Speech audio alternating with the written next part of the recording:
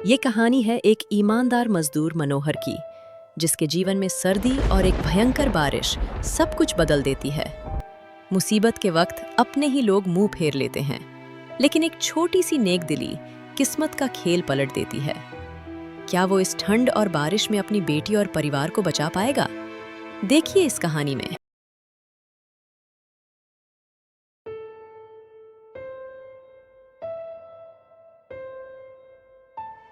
सुनिए जी, सर्दियाँ आ गई हैं और इस बार ठंड के साथ साथ बारिश भी हो रही है। घर की छत का हाल तो आप जानते ही हैं। जरा सी बारिश में पानी टपकने लगता है। ए ऊपर वाले, लगता है इस साल ठंड कुछ ज़्यादा ही पड़ेगी।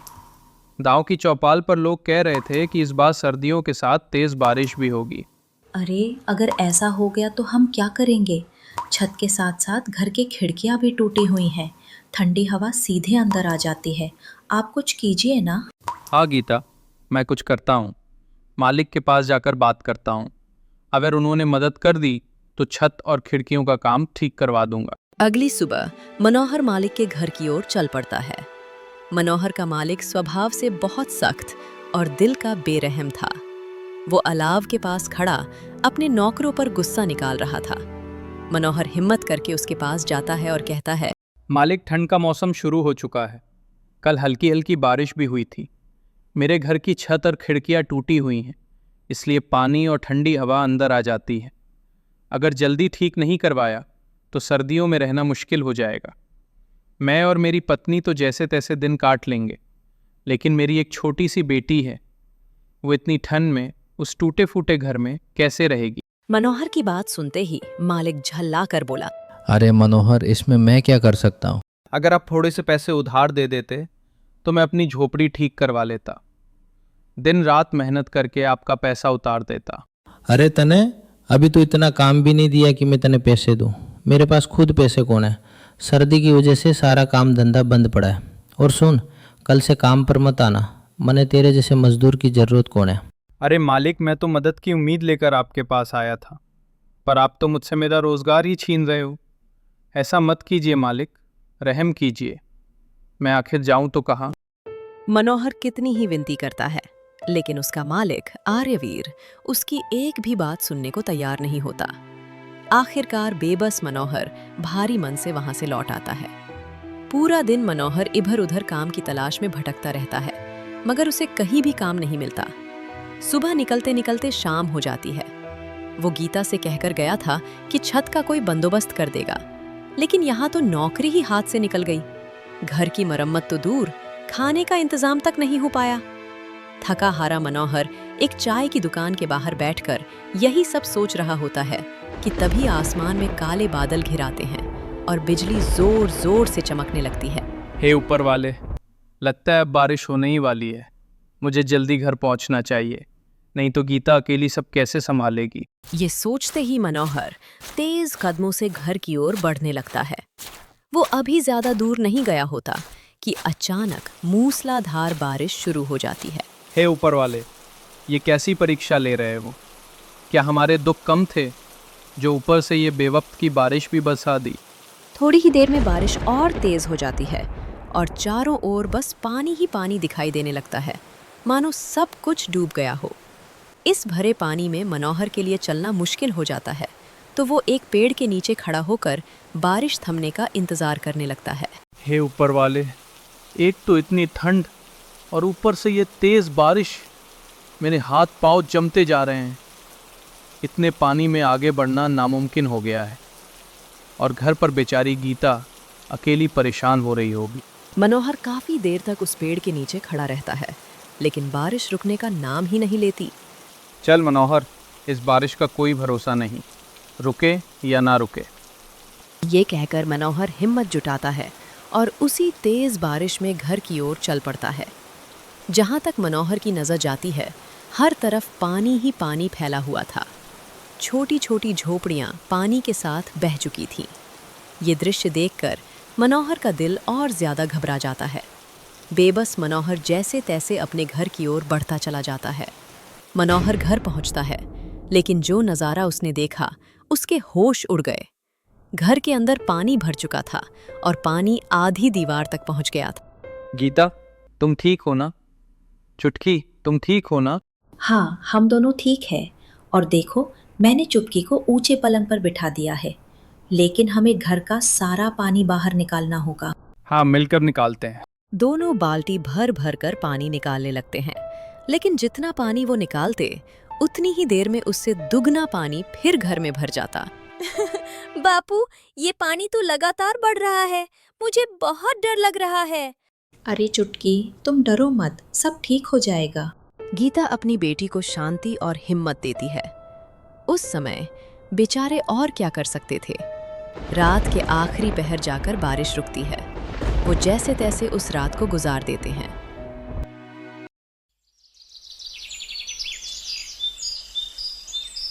अगली सुबह मनोहर कुछ लकड़ियां और खाने पीने का इंतजाम करता है, क्योंकि रात की बारिश में उनका सारा राशन बह गया था। उन लकड़ियों से मनोहर अलाव जलाता है, जिससे ठंड से थोड़ी राहत मिलती है। बारिश का ये सिलसिला कुछ दिनों तक जारी रहता है। रोज रोज गीता और मनोहर को घर का पानी निकालना पड़ता है। एक दिन दोनों घर के बाहर खड़े होते हैं। अरे, ऐसे कब तक चलेगा ये? हर रोज बारिश का पानी भरने से घर पूरी तरह खोखला हो गया है।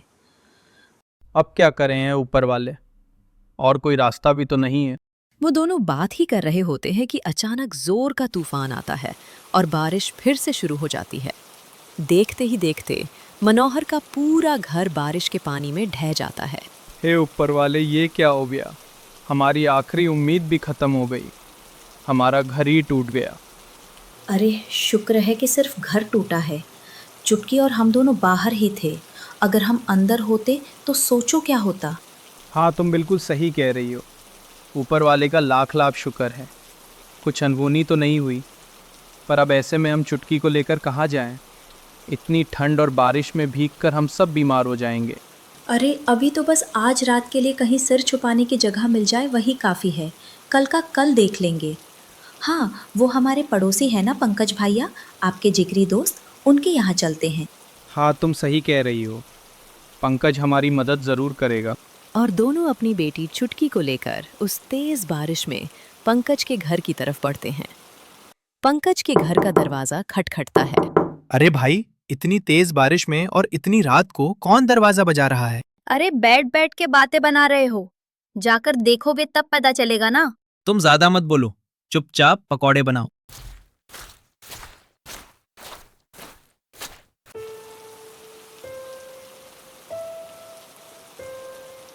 अरे मनोहर, तुम पूरे परिवार के साथ इस वक्त यहाँ हो, सब ठीक तो है ना? अरे कुछ भी ठीक नहीं है पंकज भाई। तेज़ बरसात की वजह से हमारा घर ढह गया है। सड़क पर आ गए हैं हम लोग, बीवी और चुटकी को लेकर। कहाँ जाएं, इसलिए यहाँ आ गए। आज की रात क्या हम तेरे घर में रुक सकते हैं? देख भाई मनोहर, दोस्ती यारी अपनी जगह है, ठीक है, मैं तुम्हें रख भी लूँ, पर तुम्हारी भाभी कभी नहीं मानेगी। और वैसे पूरा परिवार एक साथ, माफ़ करना भाई, मैं नहीं रख सकता। तुम कैसी बात कर रहे हो पंकज? मैंने भी हमेशा तुम्हारे अच्छे बुरे वक्त में साथ दिया है, और आज जब मुझ पर मुसीबत आई तो तुम मुंह फेर रहे हो। ऐसा मत करो मेरे भाई, बस एक रात की तो बात है। मेरी बेटी चुटकी बीमार हो जाएगी। सब समझता हूँ मनोहर, पर मैं नहीं रख सकता। अभी तुम कोई और जगह तलाश कर लो। मनोहर कुछ और बोल पाता, उससे पहले ही पंकज ने उसके मुंह पर दरवाजा बंद कर दिया। ये लो जी, पकौड़े खाओ। दरवाजे पर कौन था? अरे वो मनोहर और उसका पूरा परिवार था। उसका घर टूट गया है, इसलिए यहाँ रुकने को आया था। मैंने बस बाहर का रास्ता दिखा दिया। अरे, मनोहर तो आपका अच्छा दोस्त है ना, उन्होंने हमारी कितनी बार मदद की है। आपने ये बिल्कुल सही नहीं किया जी। अरे, मैंने कोई धर्मशाला खोल रखी है क्या कि मैं हर किसी को रख लूं? और कौन सा दोस्त? अब उसके पास ना घर रहा ना कुछ और, तो वो मेरे काम का कैसे हो सकता है?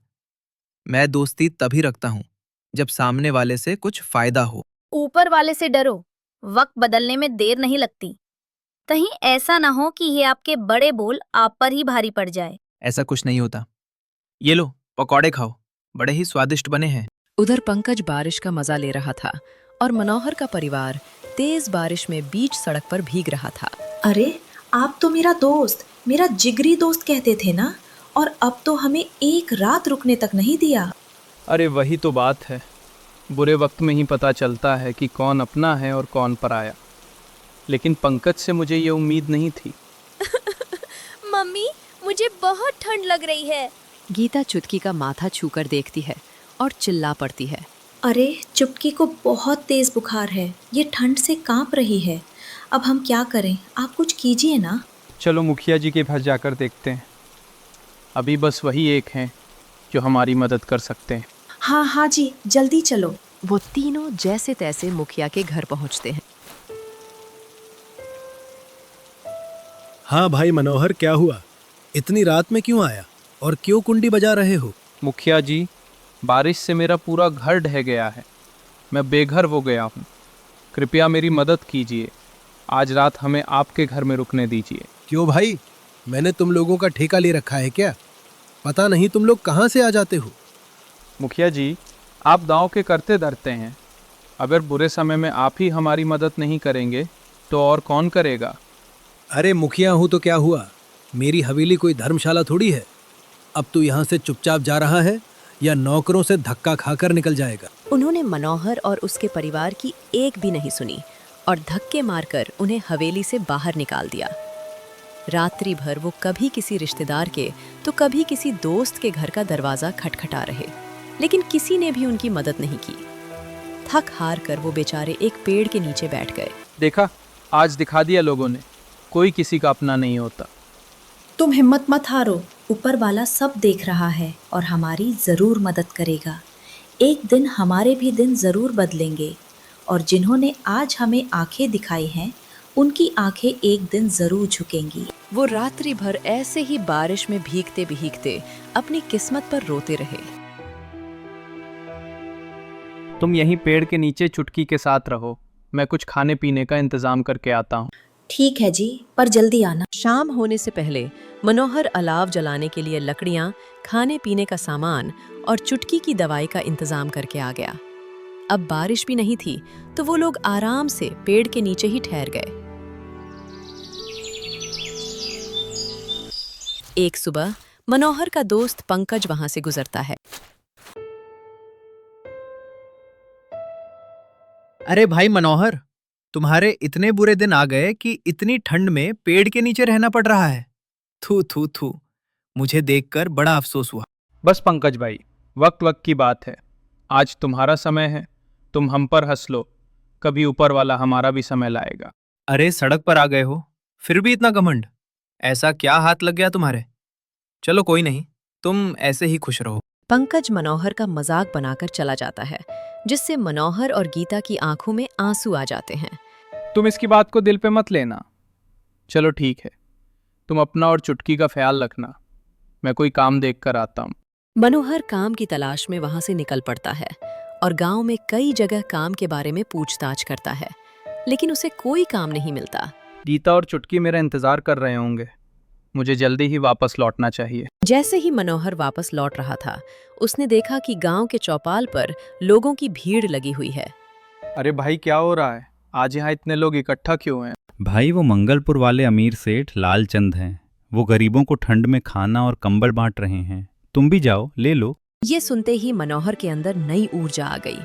वो तुरंत लाइन में खड़ा हो गया और सेठ लालचंद से भोजन का पैकेट और कंबल लेकर खुशी से भर गया। आपका भला हो सेठ जी, आपने गरीबों की मदद की। उस दिन मनोहर की खुशी का ठिकाना नहीं था। जब उसने कंबल ओढ़ा तो उसे ठंड से तुरंत राहत मिली।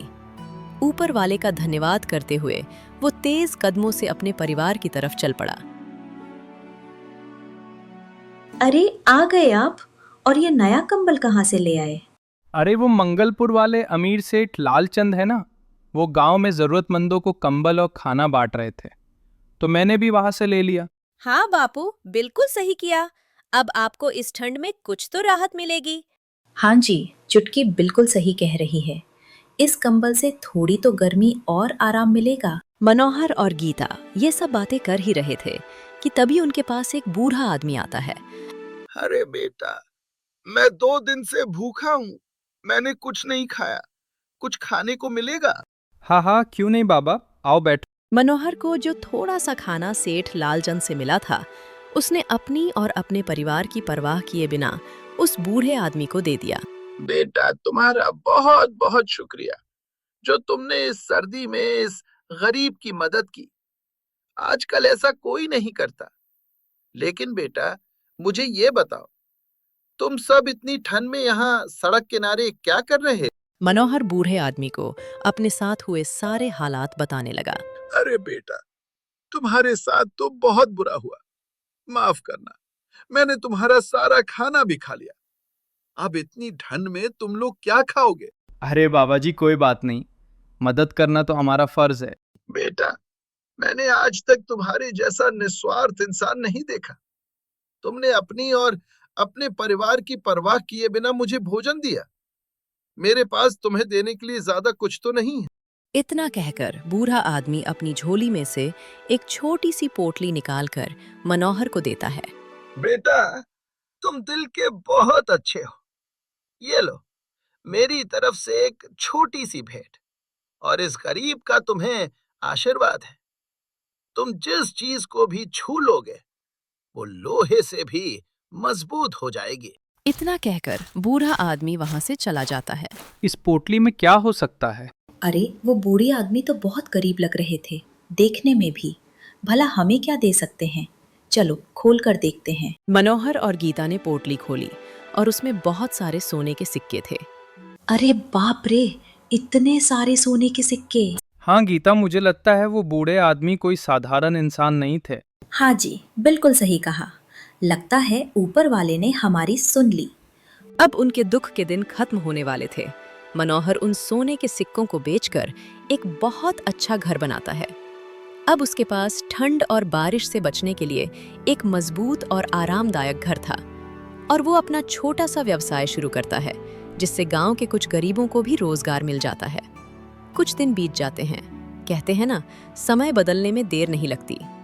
एक दिन अचानक आसमान में काले बादल छा जाते हैं और तेज हवाओं के साथ बिजली कड़कने लगती है, और देखते ही देखते भयंकर बारिश शुरू हो गई। ऐ ऊपर वाले, लाख लाख शुक्र है कि अब हमारे पास इस बारिश से बचने के लिए छत है। मनोहर, गीता और चुटकी आज बहुत खुश थे।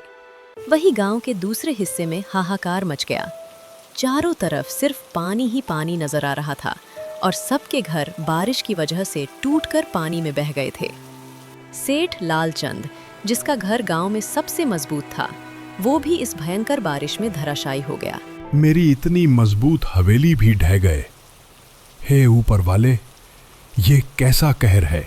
तभी वहां एक दौड़ता हुआ आदमी आया और चिल्लाया, अरे सब लोग, मनोहर के घर चलो, अब केवल उसका ही घर बचा है। जल्दी, नहीं तो हम सब यहाँ डूबकर मर जाएंगे। सभी लोग तुरंत इकट्ठा होकर मनोहर के घर पहुंचे।